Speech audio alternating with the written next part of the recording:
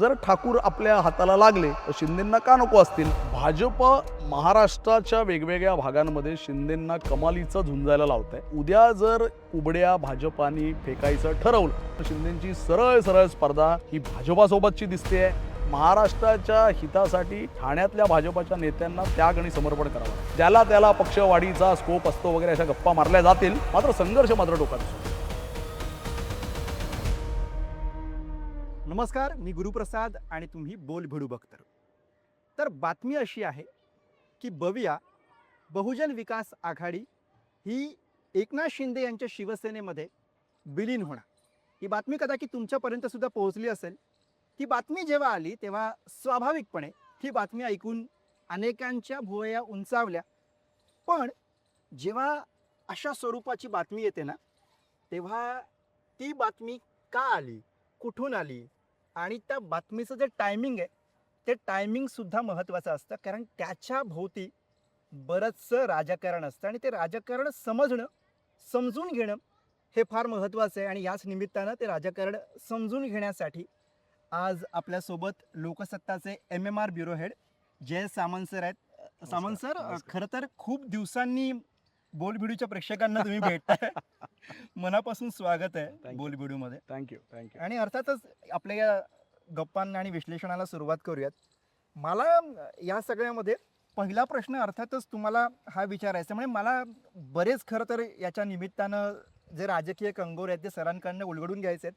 पण पहिला प्रश्न हाच, अर्थात ज्याच्याविषयी मी बोललो, की अशा स्वरूपाची एखादी राजकीय बातमी येते की बविया, हितेंद्र ठाकूर यांची बविया, जिचं वर्चस्व प्रामुख्यानं तिथे नालासोपारा, वसई, विरार, बोईसर यासारख्या ठाणे, पालघर या भागामध्ये आहे, ती एकनाथ शिंदे यांच्या शिवसेनेमध्ये विलीन होणार. याला पार्श्वभूमी काय असते तर विधान परिषद निवडणुकीची. या बातमीकडे मुळात तुम्ही कसं बघता, या टायमिंगकडे कसं बघता?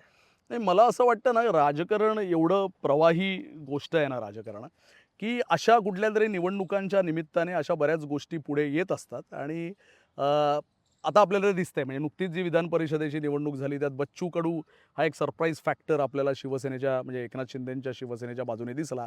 आणि साधारणपणे पालघर जिल्ह्यात अनेक वर्ष ज्या पक्षाचा दबदबा राहिला आहे, किंवा असं मी म्हणू तो पक्ष प्रभावी राहिला आहे, तो म्हणजे बहुजन विकास आघाडी, जो हितेंद्र ठाकूरांचा पक्ष आहे.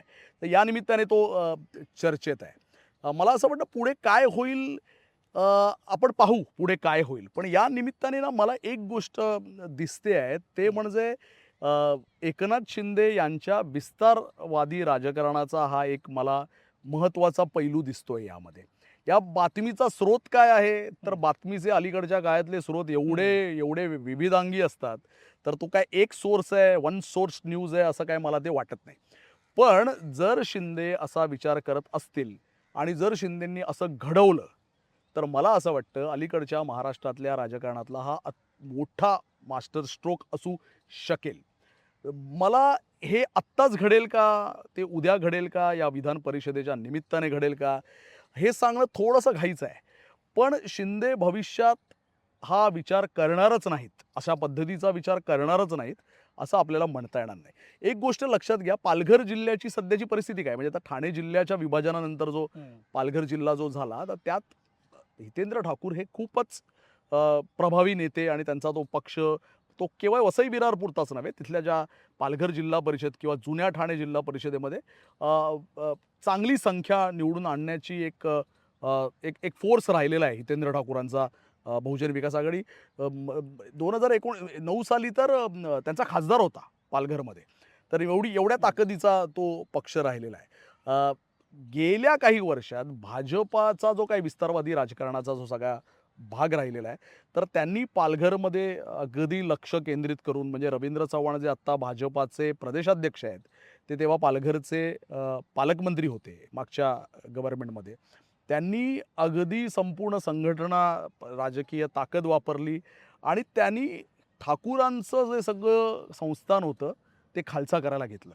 आणि नुकतीच जी विधानसभेची निवडणूक झाली त्यात ठाकूरांचे तिन्ही आमदार, म्हणजे स्वतः ठाकूर, त्यांचा मुलगा क्षितिज आणि जी त्यांची माझ्या माहितीप्रमाणे बोईसरची जागा होती, तिन्ही जागांमध्ये त्यांचा पराभव केला, खासदारकीला त्यांचा पराभव केला. आणि आत्ताची परिस्थिती अशी आहे की ठाकूरांच्या बालेकिल्ल्यामध्ये, वसई विरारमध्ये भाजपाचे आमदार आहेत. पण या महापालिका निवडणुकीत काय झालं, ठाकूरांनी आपलं जे काय इतक्या अनेक वर्षाची जी ती काय त्यांचं जे काय म्हणतात ती ताकद होती ती पणाला लावली आणि महापालिकेत मात्र त्यांनी भाजपचा पराभव केला. त्यामुळे आज महापालिकेत बहुजन विकास आघाडी आहे, विधानसभेत तिथे भाजप आहे आणि या सगळ्यामध्ये शिवसेना कुठे आहे? शिंदेंची शिवसेना कुठे आहे? तर ती कुठेच नाही आहे. तर या निमित्ताने जर पालघर जिल्ह्याच्या शहरी भागामध्ये ठाकूरांच्या खांद्यावर बंदूक ठेवून आपल्याला थेट भाजपावर चाप नाही ओढायचं आहे, पण स्वतःचा विस्तार राजकारण करता आलं तर ते का करू नये असा विचार जर शिंदे सेनेत होत असेल तर मला असं वाटतं की शिंदे देखील 2029कडे गांभीर्याने पाहतायत या सगळ्या गणितातून, मला असं जाणवत आहे. सर, फार इंटरेस्टिंग ही सगळी मांडणी आहे. जेव्हा ही बातमी पहिल्यांदा आली ना, तेव्हा अनेकांनी स्वाभाविकपणे याच्यावरती अशा प्रतिक्रिया दिल्या की बहुजन विकास आघाडी हितेंद्र ठाकूर हे शिंदेच्या शिवसेनेसोबत का जाते. आता तुम्ही जी मांडणी करतायत त्यातनं एक लक्षात येते की शिंदेची ती गरज आहे, असू शकते, त्यातनं हे सगळं आलेलं असू शकते. पण प्रश्न असा पडतो की हितेंद्र ठाकूर ज्यांचं इतकं काळ वर्चस्व राहिलेलं आहे, ते एक निवडणूक हरले, तर म्हणून त्या पराभवानंतर इतकी गरज खरंच त्यांच्या लेखी निर्माण झाली आहे का? नाही, कदाचित नसेलही झाली असं आपण म्हणूया. परंतु काय माहिती आहे का, त्यांचा शत्रू कोण आहे? हितेंद्र ठाकूरांचा सध्याचा त्यांच्या वसई विरारच्या बालेकिल्ल्यामधला शत्रू क्रमांक 1 कोण आहे? सरळ सरळ भाजप आहे. तर या निमित्ताने जर भाजपाचा मित्र क्रमांक 1 जो राज्यात आहे तो जर आपल्याला आपल्या कवेत घेऊ पाहत असेल आणि आपल्या शत्रू क्रमांक 1च्या विरोधात जर आपला त्यांचा मित्र क्रमांक 1 कामाला येत असेल तर ते हितेंद्र ठाकूरांना का नको असेल? तर त्यामुळे ही शक्यताही नाकारता येत नाही. उद्या उपमुख्यमंत्री आणि सर्वात महत्त्वाचं म्हणजे शिवसेनेसारखा पक्ष जर आपल्या साथीला किंवा आपल्या सोबतीला किंवा आपल्या मदतीला येत असेल तर भाजपच्या विरोधातलं स्थानिक राजकारण करताना तर ते सोयीचं जाणार आहे, याची पुरेपूर कल्पना हितेंद्र ठाकूरांना दिसते आहे. हितेंद्र ठाकूरांचं राजकारण बघा ना काय आहे. पूर्वीपासून जर तुम्ही आता हितेंद्र ठाकूरांच्या राजकारणाचा अभ्यास केलात ना तर ते नेहमी सत्तेच्या बाजूलाच त्यांचा झुकाव राहिलेला आहे आणि अशा पक्षांचा मुळातच सत्तेच्या बाजूला आजूबाजूला झुकाव असतोच. हे हितेंद्र ठाकूर हा काय अपवाद नाही आहेत. पूर्वी हितेंद्र ठाकूरांचे शरद पवारांशी संबंध होते, अत्यंत निकटचे त्यांचे नेते म्हणून ते ओळखाय, म्हणजे त्यांच्या पक्षाचे नव्हे पण त्यांच्या पक्षाबाहेरचे नेते म्हणून ते ओळखले जात. त्यांचे पॉईंट पर्सन कोण होते? वसंत डावखरे होते. वसंत डावखरे कोण? वसंत डावखरे शरद पवारांचे निकटवर्तीय. हितेंद्र ठाकूरांचे गॉडफादर होते वसंत डावखरे. हितेंद्र ठाकूर कुठलाही महत्त्वाचा निर्णय घेत असताना वसंत डावखरेंना विश्वासात घ्यायचं. याचा अर्थ काय? जेव्हा काँग्रेस आणि राष्ट्रवादी काँग्रेस पक्षाचं सरकार होतं तेव्हाही हितेंद्र ठाकूर अगदी थेट काँग्रेसला बिलगले नसले तरी राष्ट्रवादीला बिलगलेले होतेच. त्यामुळे आता जे भाजपाला शी चार हात करताना जर ते शिवसेनेला किंवा शिंदेंना बिलगले तर त्यात काही नवल वाटण्याचं काही कारण नाही. त्यामुळे ही फक्त शिंदेंची गरज आहे. अशा राजकारणात अशी काही एकांगी गरज काही नसते. राजकारणात ही नेहमी दुहेरी गरजांचाच राजकारण हा एक प्रांत आहे आणि त्यामुळे जर ठाकूर आपल्या हाताला लागले तर शिंदेंना का नको असतील? यात मुद्दा एकच आहे की ज्या विलनीकरणाच्या चर्चा होत आहेत ती घाई इतक्या लवकर होईल का, हा महत्त्वाचा मुद्दा आहे. पण जर एकमेकांशी परस्पर सहयोगातून काहीतरी मोठं करू पाहत असतील ही मंडळी तर ते नाकारता येत नाही आपल्याला. सर, इथे आपण जेव्हा हे सगळं बोलतोय किंवा ह्या बातम्या येत आहेत तेव्हा स्वाभाविक याला पार्श्वभूमी जी आहे ती विधान परिषद निवडणुकांची, ठाणे पालघरची सुद्धा त्यामधली निवडणूक आहे. आणि त्या दृष्टीने जेव्हा आपण हे राजकारण आणि त्यातले समीकरण वगैरे याच्याविषयी बोलतोय तेव्हाच त्यातले जे गणित आहे हां. त्याच्याविषयी सुद्धा बोलावं लागेल. नाही अर्थातच आहे ना. म्हणजे आता यात मजेदार गोष्टी बऱ्याच आहेत ठाणे पालघरमध्ये. सध्या ठाणे पालघरमध्ये जवळपास भाजपाचे 444 सदस्य आहेत. त्या पाठोपाठ शिंदेचे 374 सदस्य आहेत. आणि तिसरा महत्त्वाचा पक्ष कुठला आहे तर त्यामध्ये बहुजन विकास आघाडी जो हितेंद्र ठाकूरांचा आहे त्यांचा 71 सदस्य आहेत. म्हणजे उद्या जर सरळ सोड प्रेमाने महायुती एकत्र झाली, म्हणजे भाजप आणि शिवसेना एकत्र झाले, काही त्यांच्यात गफलती झाल्या नाहीत, प्रेमाने नांदले तर अगदी क्लीन स्वीप पद्धतीने म्हणजे विरोधकांना आवाजच उरणार नाही असा हे खरं तर तौलनिक संख्याबळ आहे भाजप शिवसेनेचं, म्हणजे शिंदे आणि भाजपाचं. पण तरीही शिंदेंना असं वाटतंय की ठाकूर आपल्या बाजूने असावेत. तर यामागे मला असं वाटतं की ही निवडणूक केवळ ठाणे आणि पालघर विधान परिषदेच्या निवडणुकीपुरती शिंदे पाहत नाही आहेत असं मला एकंदर साधारणपणे दिसतंय. उद्या जर वेळ पडलीच तर आपल्या विस्तारवादी राजकारणातले महाराष्ट्रातले जे कोण मोहरे असतील तर त्यामध्ये हितेंद्र ठाकूरही आपल्यासोबत असावेत असं शिंदेंना आत्तापासून वाटू लागलंय, असं हे मला असं चित्र दिसतंय. तुम्ही अलीकडच्या काळात पाहाल, जे नुकत्याच झालेल्या विधान परिषदेमध्ये त्यांनी बच्चू कडूंना आपल्या पक्षात घेतलं. बच्चू कडूंचा जी संघटना होती, हे जो पक्ष होता तो आपल्यात विलीन करून घेतला आणि आता त्यांची संघटना ठेवली. इथपुरतं ते राहिलंय का? बच्चू कडूंना केवळ आमदार करून ते थांबलेत का? तसं नाही केलंय त्याने. त्यांनी विदर्भाची जबाबदारी दिली. ते अधिकृत पत्र काढलं त्याने दिलं. त्यांना विदर्भाचे प्रॉपर त्यांचं काय म्हणतात संयोजक वगैरे पक्षाचं त्याने केलं. हे एकीकडे मी विदर्भात काय ग्राउंड आहे शिवसेनेला सध्या? तर काँग्रेस भाजपच्या तुलनेत तसं काहीच नाही आहे. पण शिंदे जिकडे ग्राउंड नाही आहे तिकडे एक नेता बाहेरून घेऊन त्याच्याकडे जबाबदारी सोपवून काहीतरी करू पाहतायत. पालघर देखील शिवसेनेसाठी सध्याची अशीच कोरडी भूमी आहे. पालघर शहर सोडलं तर संपूर्ण जिल्ह्यामध्ये शिवसेनेची खूपच वाताहत झाली गेल्या काही वर्षात आणि नंतर शिवसेनेमध्ये जो दुभंग झाला त्यानंतर तर अजूनच ती वाताहत झाली. आलं का लक्षात? तर त्यामुळे पालघरच्या ओसाड जमिनीमध्ये हितेंद्र ठाकूरांसारख्या एखादा नेता हाताला लागलाच आणि थोडंसं शिंपडणं झालं तर एखाद दुसरं फळ लागलं, एखाद दुसरं रोप उगवलं तर कोणाला नको आहे? त्यामुळे शिंदेंच्या राजकारणाच्या विस्तारवादी राजकारणाचा हा एक नवा पैलू या निमित्ताने दिसतोय. हे लगेचच घडेल का? हे आत्ताच घडेल का? हे काही सांगता येत नसलं तरी शिंदे असे कोपरे सातत्याने शोधतायत. हे मला महत्त्वाचं वाटतं या निमित्ताने. फार इंटरेस्टिंग आहे. शिंदे जेव्हा कोपरे शोधतायत आणि विस्तारवादी राजकारण करतायत असं निरीक्षण जेव्हा नोंदवलं जातं तेव्हा प्रश्न पडतो इथे. एक साधा प्रश्न हाच आहे की यातनं शिंदे जास्त अस्वस्थ आहेत असा निष्कर्ष काढायचा की भाजपच्या अस्वस्थतेतून शिंदेंनी हे सगळं होतंय असा प्रश्न पडतोय. यात सरळ सरळ दोन गोष्टी आहेत. भाजपना शिंदेबरोबर दोन पातळीवर खेळतंय. खेळतंय हा शब्द जाणीवपूर्वक वापरतो कारण राजकारणात असे खेळ घडत असतात. भाजप महाराष्ट्राच्या वेगवेगळ्या भागांमध्ये शिंदेंना कमालीचं झुंजायला लावत आहे. एक एक जागा मग त्या विधानसभेची असो, लोकसभेची असो, आता विधान परिषदेची असो, महापालिका असो, जिल्हा परिषद असो, नगरपालिका असो, तिकडे ते शिंदेंना स्ट्रेट केकवॉक देताना दिसत नाही आहेत. म्हणजे आता पण विधान परिषदेचा जो सर्वात मोठा काय म्हणतात त्याला अडचणीचा भाग या चर्चेमध्ये दिसतोय तो माझ्या माहितीप्रमाणे नाशिक आणि संभाजीनगर वगैरे जास्त दिसतोय ठाणा पालघरपेक्षाही. एकीकडे असं करायचं, शिंदेंना सतत अस्वस्थ ठेवायचं संपूर्ण महाराष्ट्रभर, पण त्यांचा जो गृहजिल्हा आहे ठाणा तो त्यांना बऱ्यापैकी द्यायचा. म्हणजे त्यांना तिथे राजकारण तुलनेने सोपं करायचं. अगदीच सोपं नाही करायचं पण तुलनेने महत्त्वाचे जे निर्णय घ्यायची वेळ येते तेव्हा म्हणजे उदाहरणार्थ ठाणे लोकसभा मतदारसंघात भाजपाचे तेव्हा आमदार जास्त होते, अजूनही भाजपाचेच आमदार तिथे आहेत. असं असताना ठाणे लोकसभावर भाजपाने सुरुवातीला क्लेम केला आणि तिला सोडली मात्र ती जागा शिंदेंनाच. बरोबर आहे. महापालिका ठाणे आणि कल्याण डोंबिवली महापालिका ही स्वतंत्रपणे लढवावी. आपली ताकद आता वाढलेली आहे. विधानसभेत आपल्याकडे एवढा मोठा आकडा आलेला आहे. त्यामुळे आपण कदाचित ठाण्याचं राजकारणातलं समीकरण बदलू शकतो असं भाजपाच्या स्थानिक नेत्यांना विश्वास होता. तसं घडलं का? तसं घडलं नाही. शिंदेंनी ठाणे आणि कल्याण या दोन्ही जागा किंवा दोन्ही महापालिका युतीमध्ये लढवायच्या हा निर्णय दिल्लीवरून करून आणला. त्यामुळे रवींद्र चव्हाणांची पण अडचण झालेली दिसते. हे करत असताना चव्हाण आणि फडणवीसांनी एक पत्र केलं की नवी मुंबई, मीरा भाईंदर, उल्हासनगर अशी जी महत्त्वाची शहरं आहेत तिथे मात्र ते स्वतंत्र लढले आणि तिथे त्यांनी शिंदेंचा पराभव केला आहे. त्यामुळे ठाणे जिल्हा आम्ही तुम्हाला सोडतो देखील, मात्र तुमच्याशी वेळ पडली तर आम्ही लढतो देखील असा मेसेज फडणवीस पण सातत्याने शिंदेना देऊ पाहतायत. म्हणजे ते जिल्ह्यात पण अगदी केकवॉक देत नाहीत, परंतु महत्त्वाच्या नियुक्त्या असतील. तुम्ही जे म्हणताय त्यातला जोडून फक्त सांगतो की गणेश नाईकांच्या रूपाने तोच प्रयत्न केला का? 100% ना. म्हणजे गणेश नाईकांना तर म्हणजे मला असं वाटतं महाराष्ट्रातल्या महापालिकांच्या ज्या काही इंटरेस्टिंग निवडणुका झाल्या त्यातली सर्वात इंटरेस्टिंग निवडणूक नवी मुंबईत झाली.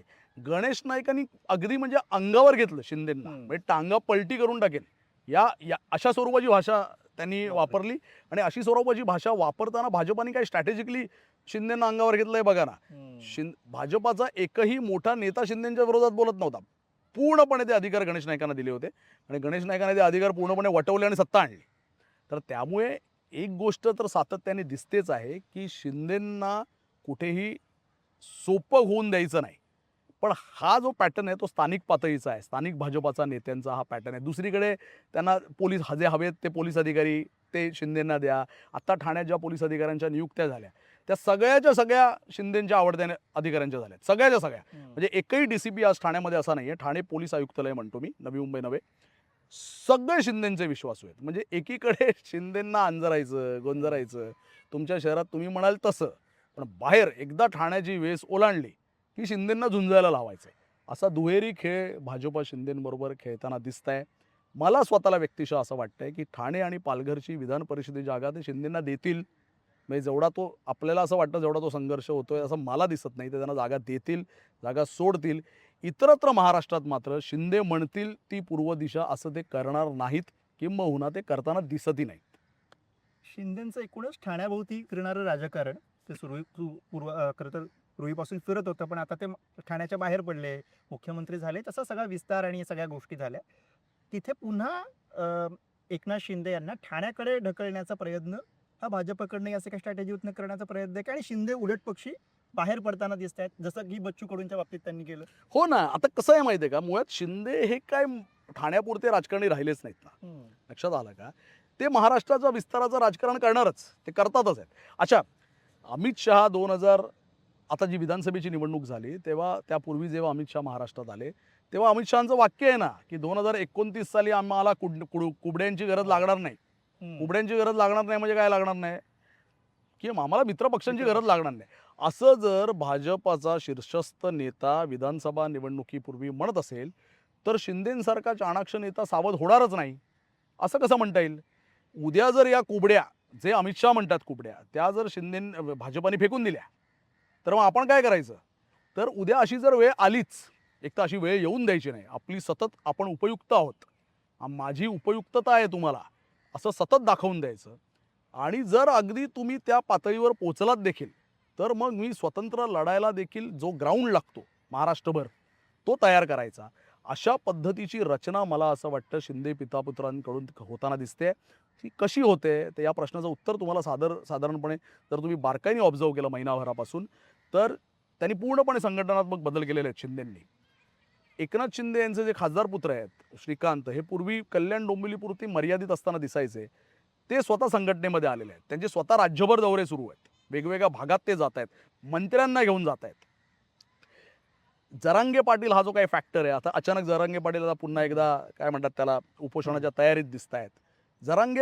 जरांगे पाटलांसोबत जो मराठा समाज आहे त्याच्याविषयी त्यांना त्या मोठ्या समाजाला शिंदेंविषयी एक सहानुभूती राहिलेली आहे. किंबहुना शिंदेंनी तशा पद्धतीचं चित्र नेहमी त्यांच्या अवतीभोवती उभं केलेलं आहे. तर अशा परिस्थितीत उद्या जर कुबड्या भाजपानी फेकायचं ठरवलं, तर मला लढायला एक ग्राउंड पाहिजे आणि तो ग्राउंड तयार करण्याचा पद्धतशीरपणे रचना 3 वर्षाच्या आधीपासूनच शिंदेंनी तयार केलेली दिसते आहे. सरळ सरळ त्याला बरेच अंग आहेत. अजितदादांचा मृत्यू एक महत्त्वाचा त्यामध्ये फॅक्टर आहे. दादांच्या मृत्यूमुळे त्यांच्या पक्षात एक व्हॅक्यूम, त्यांच्या पक्षाच्या मतदारांमध्ये एक मोठा व्हॅक्यूम तयार होऊ शकतो. मराठा समाजाच्या मध्ये एक मोठा व्हॅक्यूम तयार होऊ शकतो. ही पोकळी कोणी भरून काढायची, या स्पर्धेत कदाचित शिंदे आता उतरतील असं दिसतंय, किंबहुना ते उतरलेले दिसत आहेत मला. हे मला जरा सविस्तर जाणून घ्यायचं आहे. तुम्ही ज्या मुद्द्यावरती आलायत ना, की अजित पवार गेले. अजित पवार हे अर्थातच महाराष्ट्रातलं मराठा नेतृत्व, आणि आता त्याच्यानंतरचं नेतृत्व म्हणून शिंदे, आणि अजित पवार नाहीत, अशात शिंदेंना जी स्पेस निर्माण झालेली आहे ती काय सांगते नेमकं? नाही, शिंदेंना अजित पवार नाहीत म्हणून स्पेस नाही निर्माण झाली. शिंदेंनी स्वतःची स्पेस गेल्या काही वर्षात पद्धतशीरपणे निर्माण करायचा प्रयत्न केलेलाच दिसतोय. यात तर काही दुमत असण्याचं कोणाचं काही कारण आहे. परंतु एक लक्षात घ्या, दादा हा स्ट्रॉंग मराठा नेता होते. शरद पवारांचं राजकारण तुम्ही कितीही सर्वसमावेशक म्हटलं तरी त्यांचं बऱ्यापैकी राजकारण हे मराठा वोट बँकेच्या भोवती फिरणारं होतं, त्या सरदारांभोवती फिरणारं होतं. हे आपल्याला नाकारता येणार नाही. पवारसाहेबांची थोडीशी प्रकृती आता त्याला लिमिटेशन्स आहेत त्यांच्या एकंदर दौरा किंवा मेहनतीला. दादा नाही आहेत आता, आणि दादा नसल्यानंतर त्यांच्या पक्षात सध्या जे काही सुरू आहे ते आपण पाहतोय. त्याच्या अनेक सुरस कहाण्या आपल्याला सतत ऐकायला मिळत आहेत. या परिस्थितीत दादांना मानणारा जो एक मतदार असतो, किंवा दादांच्या पक्षाच्या अवतीभोवती राहणारा एक मोठा मराठा मतदार असतो, नुसता मराठाच नव्हे मतदार असतो, त्यात एक मराठा समाजामध्ये एक साधारणपणे एक व्हॅक्यूम तयार होतोच, की आज आपला मोठा नेता राज्याच्या मोठ्या पदावर नाही आहे, तो दिसत नाही आहे. तर अशा अंगाने जी काही पोकळी निर्माण होणारी आहे, ती पोकळी शिंदेंना भाजपाला समजत नाहीये असं नाहीये ना, ते 100% समजतंय. पुन्हा शिंदेचं बॅकग्राऊंड काय आहे? शिंदे हे केवळ ठाण्याचे नेते नाहीये, तर त्यांचं त्यांचं त्यांचं जन्म ठिकाण आहे सातारा. सातारा दरे गाव आहे, ते सातत्याने दरे गावात जातात. मी शेतकऱ्यांचा मुलगा आहे असं साधारणपणे ते सातत्याने काय म्हणतात त्याला दाखवतात. शेती करताना शेती करताना दिसतात. ते तसं साधारण सातत्याने एक एक नॅरेटिव्ह तयार करण्याची ज्या काही पद्धती काय काय म्हणतात ना त्याला ती त्या गोष्टी असतात त्या सगळ्या शिंदे करतात. एक मराठा समाजाचा गरीब घरातून आलेला मुलगा आज शेती करतो, अजूनही शेती करतोय. आणि पुन्हा साताऱ्याचा मराठापणाला एक याला एक वेगळं त्याला एक महत्त्व आहे. वेगळं महत्त्व आहे, त्याला एक वेगळे पदर आहेत. तर असा मूळ साताऱ्याचा असलेला एक मराठा नेता दादांच्या मृत्यूनंतर निर्माण झालेल्या पोकळीत स्वतःला ठेवू पाहत नसेल असं आपल्याला कसं म्हणता येणार. आणि मला असं वाटतं की शिंदे मुख्यमंत्री झाल्यानंतर आणि आत्तापर्यंत शिंदेची महाराष्ट्राची सामाजिक समज पुरेशी तयार झालेली आहे. लक्षात घ्या, म्हणजे तुम्हाला ज्योती वाघमारे सारख्या काय म्हणतात त्याला दलित समाजातून पुढे येणाऱ्या एका हुशार काय म्हणतात कार्यकर्तीला त्यांनी थेट खासदार केलं. असं असताना जे स्वतःचं मराठापण जपतात, जरांगे पाटलांशी त्यांचे नेते व्यवस्थित संवाद करत असतात. जरांगे पाटलांनी आंदोलनाची भूमिका दिली की लगेच त्यांचे नेते त्यांच्यापर्यंत पोहोचतात. तर मला असं वाटतं एक सामाजिक बच्चू कडू आले बच्चू कडू त्यांच्याकडे आले, त्यांच्याकडे विदर्भच देऊन टाकला त्यांनी. उद्या जर ठाकूर आले तर आगरी समाजाचं इक्वेशन पण त्यांच्यासोबत होऊ शकतं. तर मुद्दा असा आहे की सामाजिक बांधणी जी काही करावी लागते ना राजकारणासाठी, ते करताना शिंदे दिसत आहेत. म्हणजे तुम्ही ते सांगताय सर, त्यावरनं असं एक लक्षात येत आहे की विधान परिषदमुळे मागची इथे बच्चू कडू आमदार झाले किंवा आता ही विधान परिषद निवडणूक या निमित्तानं जे जे काही घडतंय ना छोटे छोटे राजकारण, त्या सगळ्यातनं ते तेवढ्यापुरतं त्या प्रसंगापुरतं मर्यादित राजकारण न राहता शिंदे यातनं 2029ची तयारी करतायत असं म्हणायला स्कोप आहे. गुरु तसंच असतं. म्हणजे हेच नव्हे, आत्ताचंच नव्हे, अलीकडचं काय, पलीकडचं काय, येणारं काय, जाणारं काय, राजकारण हे एका घटनेपुरतं पाहायचंच नसतं मुळात. आणि ते नसतंच मुळात तसं. आणि मी मगाशी म्हणालो त्याप्रमाणे की 2000 शिंदे तयारी एवढी का मेहनत करतायत? गल्लोगल्ली जात आहेत, महाराष्ट्राच्या वेगवेगळ्या भागांमध्ये शिंदे पितापुत्र फिरतायत, कार्यकर्त्यांशी बोलतायत, मंत्र्यांची टीम सोबत घेत आहेत, पदाधिकाऱ्यांचं ऐकून घेत आहेत, पदाधिकाऱ्यांच्या तक्रारी ऐकतायत, त्यांची समजूत काढतायत, जिकडे पाहिजे तिकडे दरडावत आहेत. हे एवढं 3 वर्ष आधीपासून का करतायत? तर 3 वर्षानंतर जो काय घोडा मैदान समोर ठाकलेला आहे त्याच्याच तयारीसाठी आहे ना. अच्छा, मला महत्त्वाचं याच्यामध्ये काय दिसतंय माहिती आहे का, म्हणजे राजकारणात कोणाला अंडर एस्टिमेट करू नये हे सगळं मान्य आहे. पण एक महत्त्वाचा मुद्दा काय माहिती आहे का, की उद्धव ठाकरेंच्या शिवसेनेसोबतचा संघर्षाचा जो टप्पा आहे ना, तो शिंदेनी कधीच ओलांडलाय. तो मुंबईपुरता बॅटल होता किंवा काय, तो मुंबईत जे काही झालं ते घडलं. पण एकंदर महाराष्ट्राच्या वेगवेगळ्या भागांमध्ये शिंदेंकडे एवढे आमदार आहेत, त्यांनी अनेक ठिकाणी उद्धव ठाकरेंच्या पक्षाचा पराभव केला. त्यामुळे हा संघर्ष ना आता केवळ ठाकरे आणि शिंदे असा जो आपण पाहत होतो गेल्या 2-1 वर्षापूर्वी, तर तसा नाही राहिलेला आता. आता शिंदेंचा सरळ मी संघर्ष म्हणणार नाही, पण शिंदेंची सरळ स्पर्धा ही भाजपासोबतची दिसते.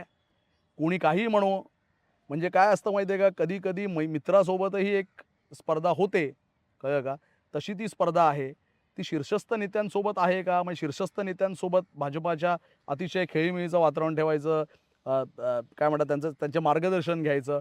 पण स्थानिक पातळीवर मात्र आपण भाजपाने टाकलेल्या वेगवेगळ्या डावांना उत्तर देण्यासाठी तयार राहायचं, अशा पद्धतीची आखणी दिसते. आणि जर ह्या डावांना उत्तर देण्यासाठी तयार राहण्यासाठी जो ग्राउंड वर्क करावा लागतोय ना, तो शिंदे पिता पुत्र मला आता करताना दिसतात. आणि म्हणूनच हे बच्चू कडू, हितेंद्र ठाकूर किंवा यापुढे अजून बऱ्याच प्रयोग जे होतील शिंदेकडून ते होताना दिसतात. आपण मगाशी तुम्ही जो मुद्दा मांडलात ना की विस्तारवादी राजकारण, बच्चू कडू आणि हितेंद्र ठाकूर जर का ते आले तर या सगळ्या गोष्टी जे उद्धव ठाकरे यांच्या बाबतीत घडलं, उद्धव ठाकरे भाजपसोबत असताना ज्या पद्धतीनं थोड्याफार प्रमाणात गाफील राहिले आणि त्याचा फटका त्यांच्याकडे असलेल्या पक्षाला बसला. आता तो पक्ष एकनाथ शिंदेबरोबर आहे वगैरे वगैरे, या सगळ्या गोष्टी शिंदेंना ती चूक लक्षात आलेली आहे, ती चूक टाळायची अशा दृष्टीने हे सगळं चाललंय. शिंदे गाफील नाही राहणार, शिंदे गाफील कधीच राहणार नाही. शिंदेच्या राजकारणाचा तो बाजच नाही. शिंदे महापालिकेच्या राजकारण जेव्हा करायचे ना ठाण्यात बसून, तेव्हा पण हे गाफील राहायचे नाही. म्हणजे स्थायी समिती अध्यक्ष बसवण्यासाठी 1-2 मतं इकडे तिकडे जेव्हा व्हायची, त्या राजकारणात ते गाफील नव्हते. तर आता ते गाफील राहतील अशी मला सुतरामही शक्यता वाटत नाही. 24 तास राजकारणाचा विचार करणारा नेता अशी त्यांची ओळख आहे. त्यामुळे ते सतत अलर्ट असतात. अ, त्यांना त्याची कल्पना नाही आहे का, की आपल्यासोबतचे जे काही आमदार आहेत, काही मंत्री आहेत, आपण ज्यांना मंत्री केलं आहे, त्यांचा आणि भाजपाचे निकटवर्तीय संबंध आहेत, हे त्यांना याची कल्पना नसेल का शिंदेंना? असेल ना अतिशय, 100% असेल. काही मंत्री आपले आहेत, मात्र ते ते त्यांचे सल्ला मात्र ते फडणवीसांचा घेतात. अच्छा, हां. याची याची पूर्ण कल्पना शिंदेंना असावी. पण काही ठिकाणी आंजरायचं, गोंजरायचं, काही ठिकाणी दुर्लक्ष करायचा, कानाडोळ्या करायचा, पण अलर्ट राहायचं. अशा पद्धतीचं हां. एकंदर साधारण राजकारण मला असं वाटतं शिंदेंकडून घडताना दिसतंय.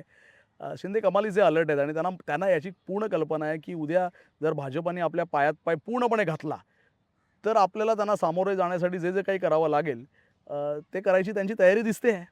हे शीर्ष नेतृत्वाशी जरी एकनाथ शिंदे यांचं पटत असलं, वारंवार तिकडच्या भेटीगाठी होत असल्या आणि जर त्यांनी राज्यातल्या नेतृत्वाशी स्पर्धा करण्याचं ठरवलं असेल मित्र म्हणून किंवा मैत्रीची स्पर्धा पण म्हणूयात, तरी सुद्धा समोर देवेंद्र फडणवीस यांच्यासारखा एक मुरब्बी आणि 100% अतिशय हुशार 100%. प्रतिस्पर्धी आपल्या समोर आहे.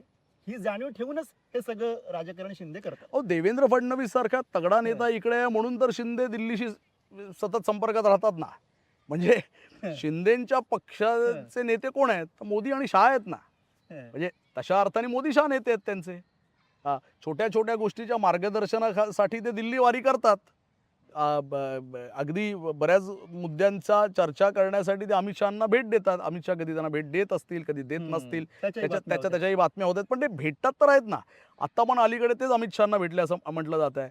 शिंदे पितापुत्रांचे मोदींशी अतिशय उत्तम संबंध आहेत, दिसतात तरी तसे. मध्यंतरी काय बंगालच्या मुख्यमंत्र्यापदाच्या ह्याच्यात काय म्हणतात नरेंद्र मोदींनी ज्या पद्धतीने त्यांना ग्रीट केलं शिंदेंना, त्याच्या किती बातम्या झाल्या, त्याचे किती व्हिडिओ फिरले, ते कोणी फिरवले. तर याचा अर्थ की माझा नेता कोण आहे? म्हणजे बाळासाहेब शिवसेना प्रमुख बाळासाहेब ठाकरे जरी माझे नेते असले, तरी हयात असलेले मोदी शहा हे माझे प्रमुख मार्गदर्शक आहेत, असा फील शिंदे सातत्याने कळत नकळत देत असतात. त्या देण्याच्या पद्धती असतात. मोदींना आता 12-13 वर्ष पंतप्रधान होऊन झाली. त्याचं सर्वात मोठं कौतुकाची प्रेस नोट असेल किंवा वक्तव्य असेल शिंदेंनी पहिलं केलं. भाजपाचे नेते अजून बोलत नाहीत, शिंदे बोलतायत. एखादा कुठलाही निर्णय केंद्राने घेतला तर त्याची सर्वात जास्त काय म्हणतात त्याला, त्याचा सर्वात जास्त प्रेज कोण करतं? तर शिंदे करतात, पुढे येऊन करतात. शिंदेच्या पक्षाचे नेते प्रेस करतात. तुम्ही श्रीकांत शिंदेंची लोकसभेतली भाषणं बघा, आपल्याला असं वाटेल भाजपाचा कुठला तरी खासदार किंवा मंत्री भाषण करतोय की काय. सो मी कोण आहे? मी जरी शिवसेनेचा असलो तरी माझा प्रत्येक अजेंडा तुम्ही जो देताय तोच तर मी राबवतो महाराष्ट्रात. मी काय वेगळं करतोय? तुमच्या कुठल्या धोरणाच्या विरोधात मी आहे? माझा कुठला माणूस तुमच्या विरोधात बोललेला आहे, तुमच्या धोरणाच्या विरोधात काय करतोय? तर मी काहीच करत नाही आहे. तुम्ही जे म्हणताय त्याच मार्गावर मी निघालेलो आहे. तुम्हाला जे अपेक्षित आहे, मी तुमचा NDAच्या आघाडीमधला सर्वात प्रामाणिक आणि कडवा मित्र तुमचा कोण असेल तर मी आहे, असा सातत्याने फील द्यायचा शिंदे पद्धतशीरपणे प्रयत्न करतात. आणि हा प्रयत्न ते यासाठी देखील करतात कारण त्यांना कल्पना आहे की महाराष्ट्रातल्या भाजपा नेत्यांकडून कधी वेगळे डाव टाकले जातील याचा नियम नाही. त्यामुळे किमान दिल्लीतल्या नेत्यांना संभावना राहिलेलं बरं. सर जे सांगतायत ना ते फार इंटरेस्टिंग आहे. म्हणजे शिंदे एकीकडे काय करतायत तर भाजपशी जुळवून घेतात, त्यांच्या नेतृत्वाशी जुळवून घेतात. दुसरीकडे आपलं राजकारण समांतर पातळीवरती पुढे नेत आहेत आणि तिसरीकडे काय करतायत तर भाजपच्या जे राज्यातलं नेतृत्व आहे म्हणजे अगदी देवेंद्र फडणवीस असतील, तिकडे चव्हाण असतील, या सगळ्यांशी ते एक प्रकारे पंगा घेण्याचा अप्रत्यक्षपणे प्रयत्न करतात. देवेंद्र फडणवीसांची थेट पंगा नाहीये, पण रवींद्र चव्हाणांशी त्यांचा थेट पंगा, त्यांचा म्हणजे श्रीकांत शिंदेचा थेट पंगा दिसतोच आहे.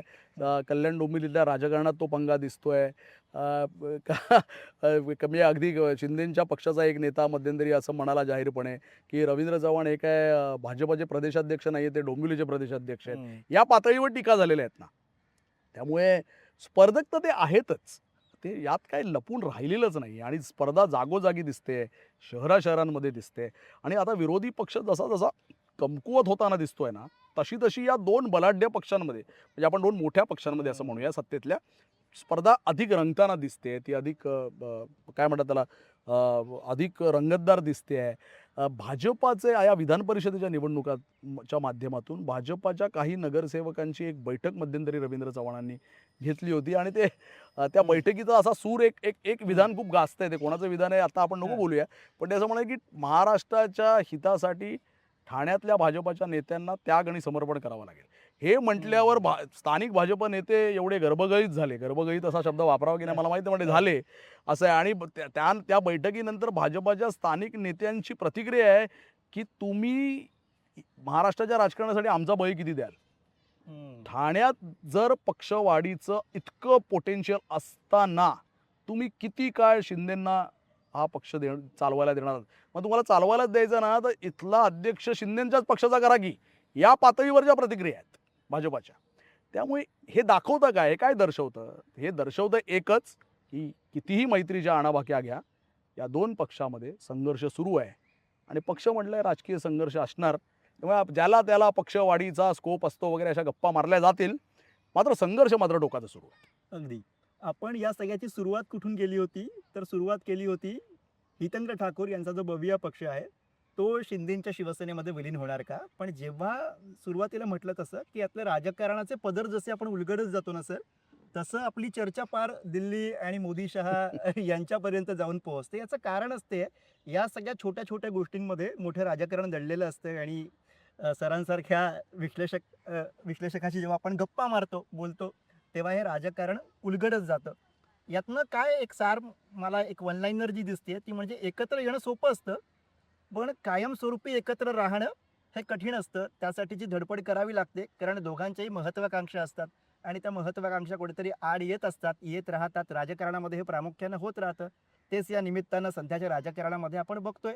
त्यामुळे जसं सरांनी म्हटलं आत्ता जरी या छोट्या छोट्या निवडणुका विधान परिषद वगैरे इथपर्यंत आपण बघत असलो तरी हे सगळं चाललंय कशासाठी? 2029च्या निवडणुकीसाठी, जी अर्थातच कुबड्यांसोबत लढली जाणार की कुबड्यांशिवाय लढली जाणार याच्यावरती बरीच काही समीकरणं आणि राजकारण अवलंबून असेल. सर धन्यवाद या सगळ्या गप्पांसाठी. थँक्यू दिवसांनी आमच्या प्रेक्षकांना तुमचं विश्लेषण ऐकायला मिळालं त्यासाठी खूप खूप धन्यवाद. Thank you so much. या व्हिडिओमध्ये आपण इथेच थांबतो.